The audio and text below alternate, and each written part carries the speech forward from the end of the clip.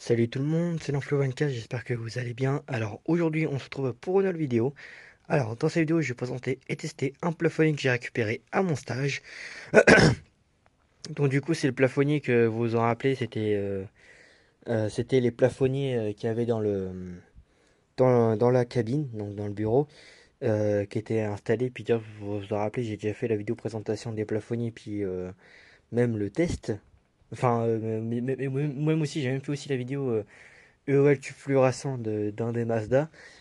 Et du coup, normalement, et du coup, sur ma dernière vidéo que j'ai publiée il y a 2 heures, que d'ailleurs, je pense que je vais peut-être supprimer. Enfin, je vais pas supprimer, mais que je vais peut-être enfin, je vais peut-être la retirer pour remettre une autre, parce que il y a le pro des lampes qui compte la refaire un petit peu, parce que apparemment la musique que j'ai mis dessus est copyright.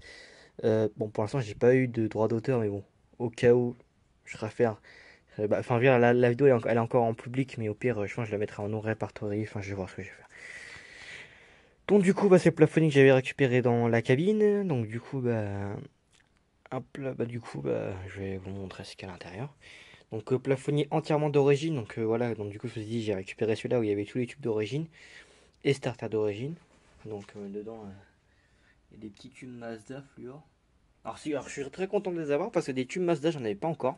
Enfin si, j'ai des Mazda, mais c'est les Mazda de plus récents. Mais les vieux Mazda avec le logo, j'en avais pas encore. Enfin, j'en ai pas encore. Bon, si, j'ai ceux-là, mais ils sont morts, ceux-là que j'ai.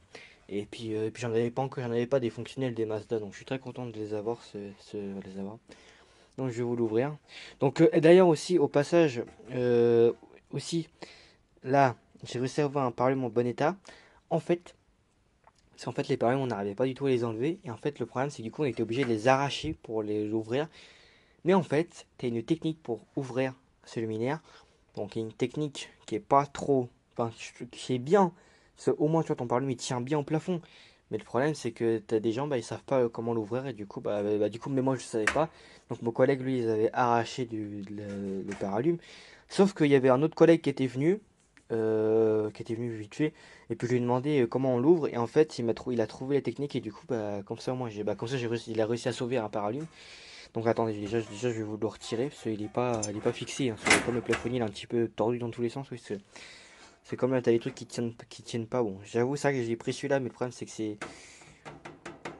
voilà, il tient pas de ouf. Mais bon, donc je vais vous le retirer puis vous montrer le système d'ouverture. Donc, hop, voilà. Donc voilà comment ça se présente à l'intérieur. Donc je vais poser le paralume. Hop, voilà, qui est d'ailleurs bien lourd. Et du coup, en fait, le système d'ouverture, en fait, il y a là, vous voyez, il y a une languette qui est quand même bien grande, mais en fait, il sert de ressort. C'est qu'en fait, pour ouvrir le paralume, il faut faire ça. Il faut pivoter le réflecteur, comme ça. Et en fait, c'est grâce à ça que tu peux ouvrir ton paralume. Donc c'est vrai que c'est un système qui est quand même assez bien, parce que comme ça, tu vois, ton paralume, il tient, il tombe pas. C'est pas comme les plafonniers comme ça, où si tu balances un truc dessus, bah, t'as le paralume, soit il se casse la gueule par terre, ou soit il se détache, mais t'as les attaches sur le côté qui tiennent, mais s'il y en a qui sont cassés, par exemple, bah, ton paralume, il tombe. Alors que sur ces modèles-là, c'est un petit peu le même système comme ceux-là. Sauf qu'en fait, un système, parce qu'en fait, tu vois, ils sont pas fixés. Ils sont juste posés sur la carcasse. Mais t'as quand même le système comme ça pour les retirer. Donc en fait, c'est peut-être souvent, c'est aussi une fixation, mais tu vois, qui est pas très commun. Et du coup, en fait, tu fais comme ça, tu pivotes ton réflecteur et puis ça retire ton paralume. Et puis ça se remet automatiquement. Tu vois, grâce à ça. Donc voilà. Donc du coup, voilà comment ça se présente à l'intérieur. Donc du coup, c'est un plafonnier de marque Mazda. Donc en plus c'est un modèle que je suis peut-être le seul à avoir parce que mes autres youtubeurs les autres youtubeurs n'ont pas encore, enfin n'ont pas des modèles comme ça. Et je crois que moi je suis peut-être le seul à en avoir possédé ce modèle. Donc c'est un plafonnier de marque Mazda, voilà. Chrono, donc modèle Chrono, GL, donc GL, voilà. Donc 4 x 18 watts, 203 watts, 50 Hz, IC, COS 0,92, 0,50 ampères, je sais pas quoi. IP20, voilà. Et du coup, il y a une date d'ailleurs. Donc, du coup, le plafonnier est quand même assez vieux. C'est un plafonnier qui est de janvier 1993. Donc, il est de 1993. Et les tubes qu'il y a dedans, Et les starters et les ballasts sont sont de l'année dernière. Donc du coup, bah, tiens, je vais vous montrer déjà par rapport aux tubes. Donc les tubes, c'est des Mazda Fluor, Prestiflux Acandia, TFP 18 watts Acandia, fabriqué en France. Du coup, c'est 2M, donc ils sont de décembre 92. Et les starters, pareil, c'est des starters, starters d'origine de marque Mazda. Voilà. Et ceux-là, ils sont d'ailleurs. Alors ceux-là, ils sont peut-être encore un mois avant. Ils sont de novembre 92. Ils sont de novembre 92. Donc voilà. Et les ballasts d'origine. Donc en plus, c'est bien, c'est qu'à l'époque, ils mettaient des ballasts Mazda. Donc c'est des ballasts Philips, hein, mais marqué Mazda. Voilà, pour des lampes 30 watts ou 2x18. Et normalement, c'était marqué. Ah bah voilà, c'est marqué juste là. Il y a la même année que les tubes. Donc 2M, donc ils sont de décembre 92. Et voilà le petit condensateur. Voilà. Alors, de base je voulais le retirer, mais en fait non, je vais le laisser parce qu'en fait il est encore fonctionnel. Parce qu'en fait, quand j'allumais le plafonnier, ça faisait un bruit d'arc électrique dans l'interrupteur. J'ai demandé pourquoi ça faisait ça. Et bah, disait c'est que en fait c'est normal, c'est comme le condensateur fonctionne encore très bien, et du coup bah en fait c'est normal que ça fasse un arc un arc électrique dans l'interrupteur, enfin un bruit d'arc électrique. C'est que c'est ton condensateur est encore fonctionnel. Donc du coup, moi je vais le laisser. Je vais le laisser, bon, il est jauni, hein, mais il n'y a pas de souci, il fonctionne encore très bien. Donc, après, j'avoue, c'est vrai que quand c'est vieux, il vaut mieux le retirer. Moi, je vais le laisser. Après, je pense que peut-être le jour où même le jour où il fonctionnera plus très bien, je l'enlèverai. Bon, pour l'instant, j'ai décidé de le laisser. Donc voilà.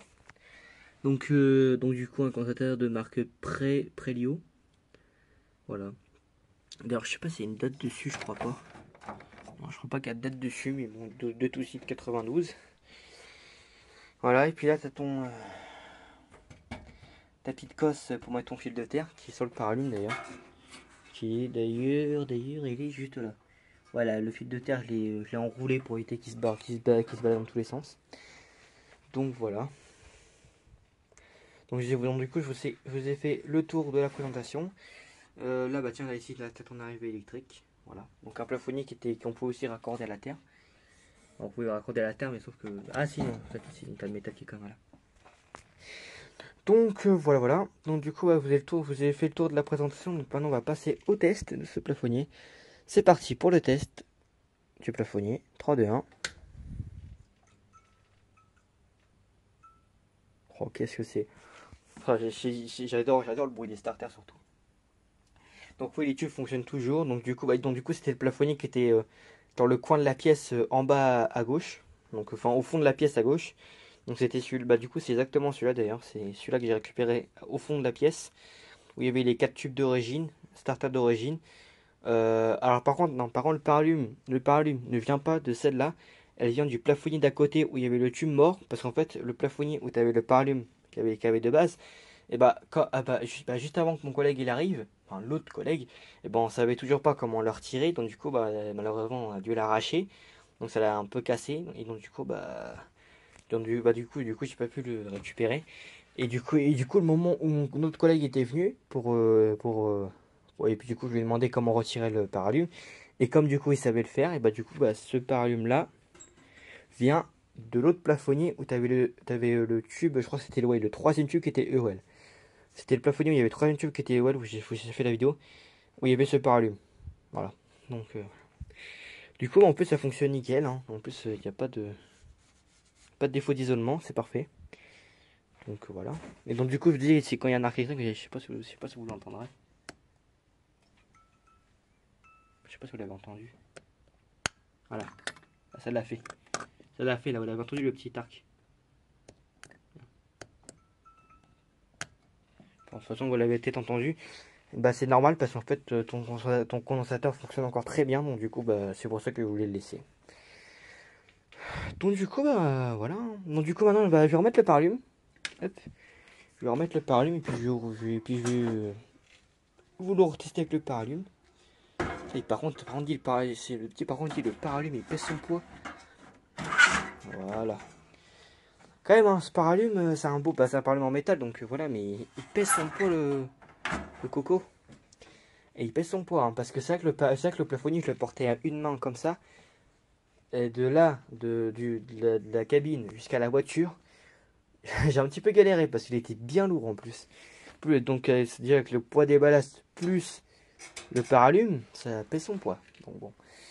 Donc, du coup, c'est parti pour le test avec le paralume. 3, 2, 1. Oh là là. Oh, c'est carrément mieux que le paralume, ça fait un joli bruit. Les ballasts, ils font un joli bruit. Et puis, t'as le paralume qui vibre en même temps, donc c'est vraiment trop beau. Bon, après, bon. Malgré que ce plafonnier a les plastiques, voilà, qui bougent dans tous les sens, bah, ma foi, en vrai, c'est pas si grave que ça, parce que c'est vrai que comme le plafonnier est plus encastré en plafond, et bah, c'est vrai que, c'est vrai qu'il partait un petit peu il partait il se décomposait, quoi. Donc c'est normal que les trucs se baladent, parce que comme il est vieux, comme il est vieux, quoi, il a 33 ans, je crois, le plafonnier. Un truc comme ça, et puis, bah, là, maintenant, il est vieux, quoi, le plafonnier, donc c'est vrai que là, je me dis, ouais, ça bouge dans tous les sens, mais bon, si un jour je le réinstalle dans un faux plafond chez moi, il y aura plus ce problème-là parce qu'il sera fixé, il sera positionné, il sera posé au plafond, donc il bougera pas. Donc voilà, donc je suis vraiment très content d'avoir ce plafonnier. En plus, j'adore le bruit qu'il fait au niveau du paralume. Écoutez, ça fait un joli bruit. Et alors par contre, ce starter-là, c'est le seul starter, je crois, qui fait le bruit le plus grave. En plus, moi, j'adore les starters qui font des bruits graves. Je crois que celui-là, c'est le seul. Enfin, c'est celui-là c'est celui-là qui fait le bruit le plus grave. Donc, franchement, j'adore. J'adore le bruit. Le bruit des starters plus le bruit des blasts, c'est trop stylé. C'est trop, c'est trop bien. Donc voilà. Donc franchement, je suis super content de ce plafonnier que j'ai récupéré. Donc du coup, aussi pour vous dire, ouais, c'est mon deuxième plafonnier 4x18 parce que j'en ai un autre qui est rangé que d'ailleurs je compte bientôt vous le présenter parce que je l'ai enfin terminé. Ah bah tiens, d'ailleurs la caméra recommence à bugger. Donc du coup, bah le plafonnier 4x18 Mazda Senior que pour certains s'en rappellent parce que comme vous le savez, j'ai créé une chaîne YouTube et du coup, bah j'ai plus tous mes abonnés.